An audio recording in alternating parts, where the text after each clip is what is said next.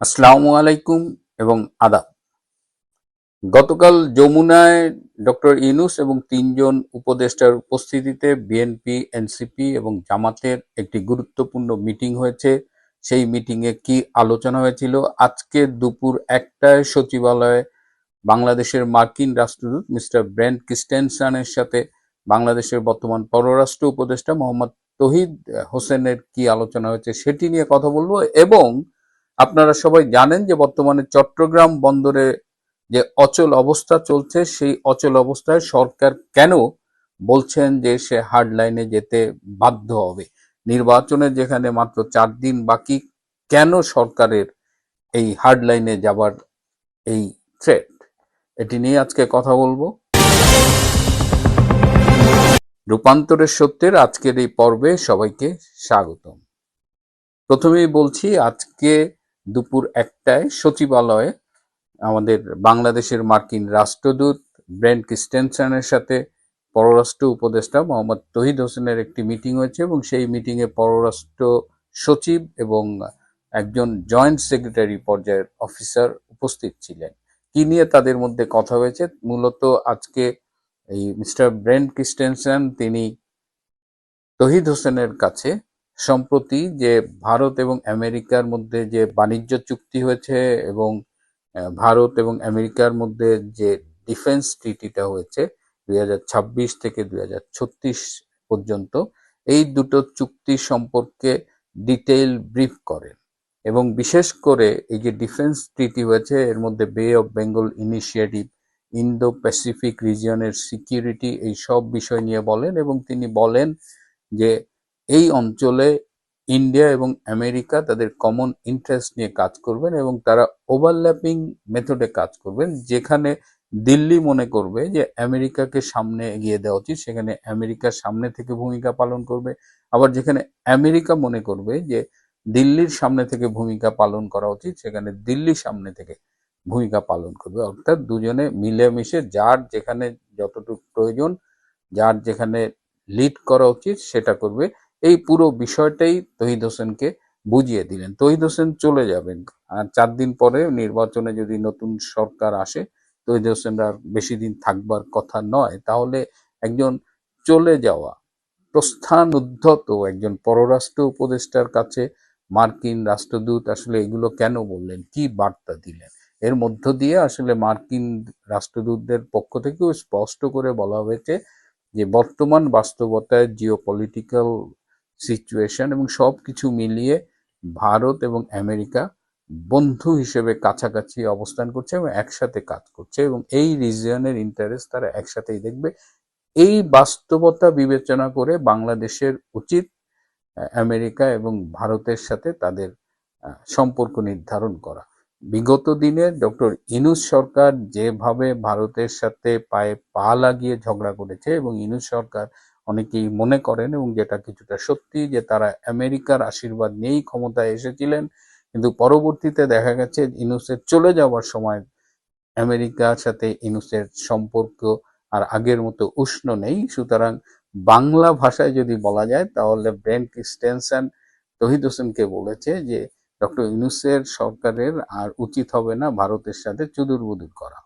আরেকটি বিষয় আমরা দেখলাম যে চট্টগ্রাম বন্দর পরিস্থিতি কিন্তু ক্রমশ উত্তপ্ত হচ্ছে এবং আজ রবিবার থেকে তারা কমপ্লিট শাটডাউন ডেকেছে, যে বন্দরে আর কোনো কাজ হবে না। আপনারা জানেন যে নিউমারিং কন্টেইনার টার্মিনাল একটি লাভজনক বন্দর টার্মিনাল, সেটিকে এই বিদেশি ডিপি ওয়ার্ল্ড কোম্পানির কাছে ইজারা দেওয়া হচ্ছে, যে এই লাভজনক টার্মিনালটি ডিপি ওয়ার্ল্ড ম্যানেজ করবে। এটা নিয়েই আন্দোলন, শ্রমিকদের আন্দোলন। তারা বলছে যে এটি বাংলাদেশ সরকারই এ পর্যন্ত এনেছে এবং এটি লাভজনক একটা প্রতিষ্ঠান, এটি কেন বিদেশের হাতে তুলে দেওয়া হবে? এবং এই বিদেশের সাথে দেওয়া হবে এটা নিয়ে কিন্তু অনেক দিন ধরেই কথাবার্তা হচ্ছে। এবং এখন যে অবস্থা দাঁড়িয়েছে, গত বৃহস্পতিবার নৌ উপদেষ্টা ব্রিগেডিয়ার সাখাওয়াত চিটাঙে গিয়ে বলেছে এসেছেন যে কোনো অবস্থায় এই ইজারা বাতিলের সুযোগ এখন আর নেই। ইজারা বাতিল থেকে সরকার আর পিছু হটতে পারবে না। এবং আজকে তিনি যখন কমপ্লিট শাটডাউন হয়েছে তখন ঢাকায় সচিবালয়ে বলেছেন যে সরকার এখন হার্ড লাইনে যেতে বাধ্য। কেন সরকার হার্ডলাইনে যাচ্ছে, কেন ডিপি ওয়ার্ল্ডকে এই বন্দর এই টার্মিনালটি ইজারা দেওয়ার জন্য এত উঠে পড়ে লেগেছে ইউনূস সরকার।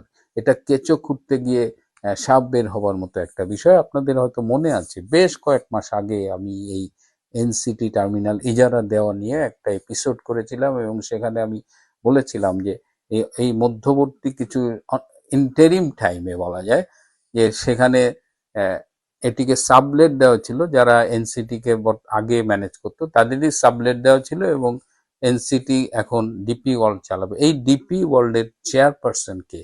এই ডিপি ওয়ার্ল্ডের চেয়ারপারসন হলো সুলতান আহমেদ বিন সুলাইম। এই ব্যবসায়ী ভদ্রলোক ইউনাইটেড আরব আমিরাতের শাসক গোষ্ঠীর সাথে খুবই ঘনিষ্ঠ এবং গত 9 এপ্রিল তিনি যমুনায় ডক্টর ইউনূসের সাথে মিটিং করে গিয়েছিলেন। ডক্টর ইউনূসের তিনি খুব ঘনিষ্ঠ।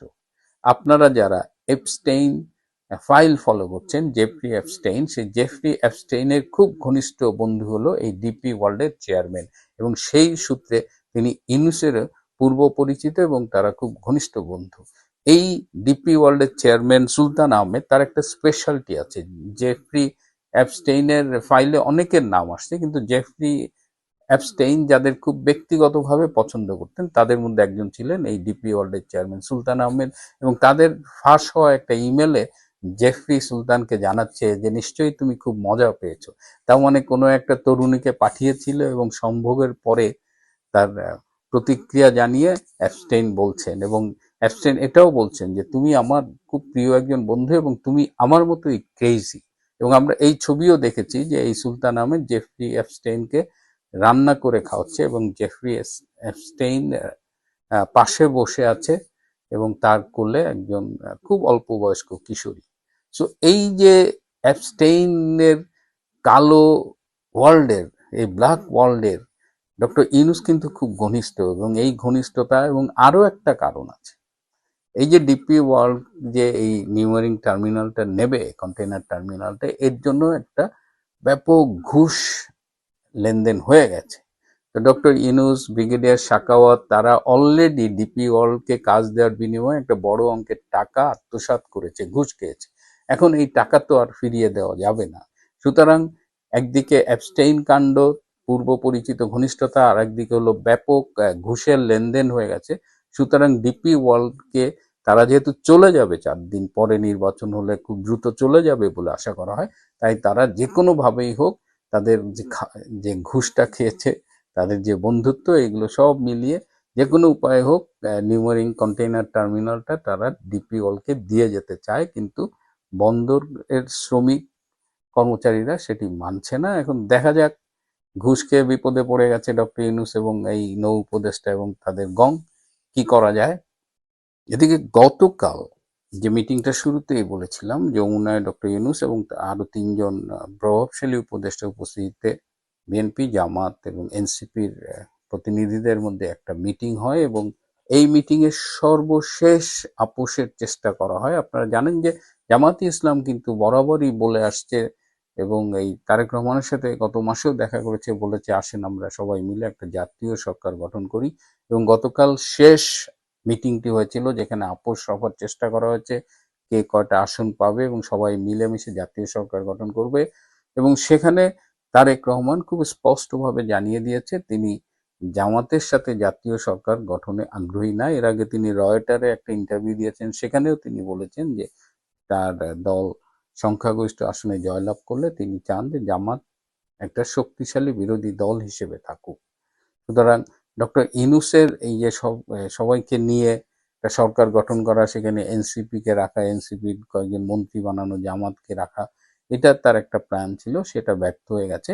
তো আরেকটা প্ল্যানের কথা শোনা যাচ্ছে, সেটা নিয়ে আমি কাল পরশু হয়তো কথা বলবো।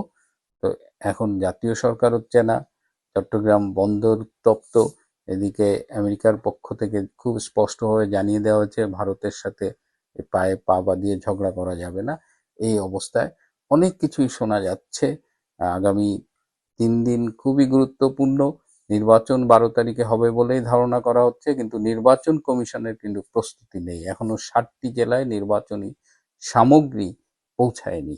গাজীপুরে সামগ্রী বিতরণ স্থগিত। সব মিলিয়ে এই নির্বাচন কমিশন যে একটা লেজে গোবরের অবস্থা পাকিয়ে ফেলেছে, সেটি নিয়েও কিন্তু অনেকেই শঙ্কিত। প্রিয় বন্ধুরা, আজ এ পর্যন্তই। ভালো থাকবেন, সুস্থ থাকবেন, তার চেয়েও জরুরি হলো নিরাপদে থাকবেন। সবাইকে অনেক ধন্যবাদ।